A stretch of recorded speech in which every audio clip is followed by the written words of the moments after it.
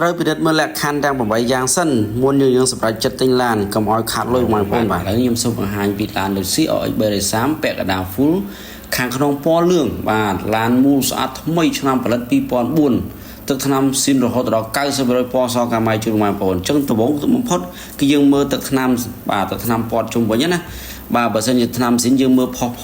បាទថ្នាំដែលយើងបាញ់យើងមើលទៅស្មើហ្មងអត់មានពលឺចាំងចាយទេអញ្ចឹងឥឡូវយើងមើលមកជុំទឹកថ្នាំស៊ីននេះគឺឡាននេះ90%ចំណុចទី2យើងមើលពីប្លុកម៉ាស៊ីន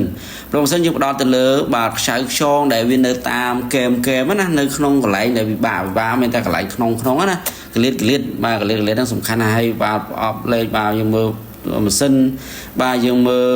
ប្រព័ន្ធភ្លើងប្រព័ន្ធអីនៅមុខនេះគឺស្អាតទាំងអស់ហើយចង់និយាយថាបាយប្លុកម៉ាស៊ីនណាខ្សៅអីហ្នឹងគឺអត់មានស្នាមត្រូវសោទៅអីទេណាបាទឡាននេះស្អាតចំណុចទី2យើងមើលផ្នែកខាងក្នុងយើងមើលកន្លែងណាខ្លះយើងមើលពីកន្លែងតកង់បាទយើងមើលកន្លែងតកង់មានស្នាមរលាត់ស្នាមអីហៅអត់មើលពីពូកបាទមានស្នាមដាច់ស្នាមអីអត់បាទហើយនឹងមើលក្លុកកលៀតដែរយើងមើលក្លុកកលៀតនៅខាងក្នុងខ្សៅគឺកន្លែងហ្នឹងគឺបើសិនជាគេបាញ់វាមានបញ្ហា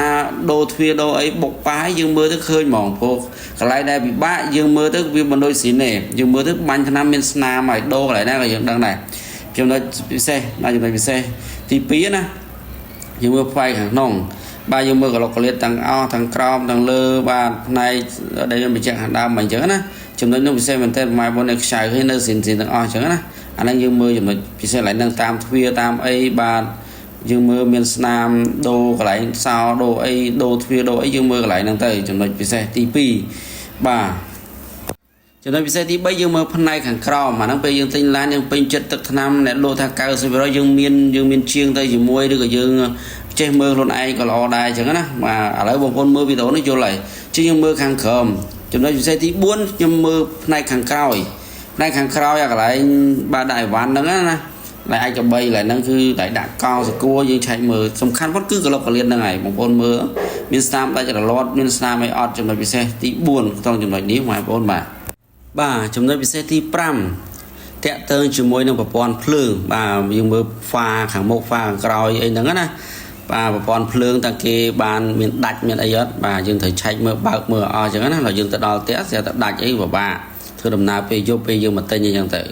ចំណុចពិសេសទី5ចំណុចពិសេសទី6តាក់ទងជាមួយនឹងឯកសារស៊ីនម្ចាស់ដើមតើទិញឡានហ្នឹងកាត់ឈ្មោះបានទេយើងអាចផ្ទេរមកឈ្មោះយើងបានទេយើងទៅឆែកមើលទាំងអស់ scan QR code ស្លាកលេខមានបាទកាតគ្រីក៏ដូចជាឈ្មោះហ្នឹងពិតដូចយើងបង្ហាញអញ្ចឹងណាបើសិនជាម្ចាស់ឡានលក់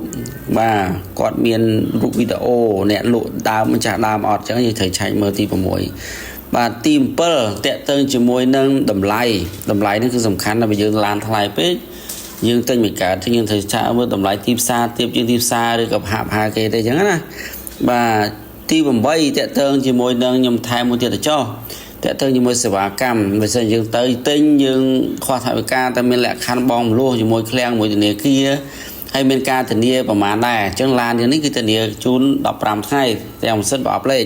អញ្ចឹងធានាឡាននេះស្អាតអញ្ចឹងបងប្អូនខ្ញុំបង្ហាញខាងនេះគឺអត្ថប្រយោជន៍ចំណុចពិសេសទាំង7ថែមមួយទៀត8វាអត្ថប្រយោជន៍ឡានអញ្ចឹងបងប្អូនមុននឹងទិញត្រូវឆែកមើលហើយឡាននេះខ្ញុំរីកមិនជូនបងប្អូនពេញចិត្តអាចបញ្ជូនមកមើលផ្ទាល់បានបាទខ្ញុំណែនាំជូនមកពិសេសជូនដោយអ្វីខ្ញុំបង្ហាញអញ្ចឹងណាបើសិនជាខុសភិនពាក្យដោយយើងបង្ហាញយើងធានាចេញទៅឲ្យជូនបងប្អូនវិញអរគុណច្រើនបងប្អូនបាទ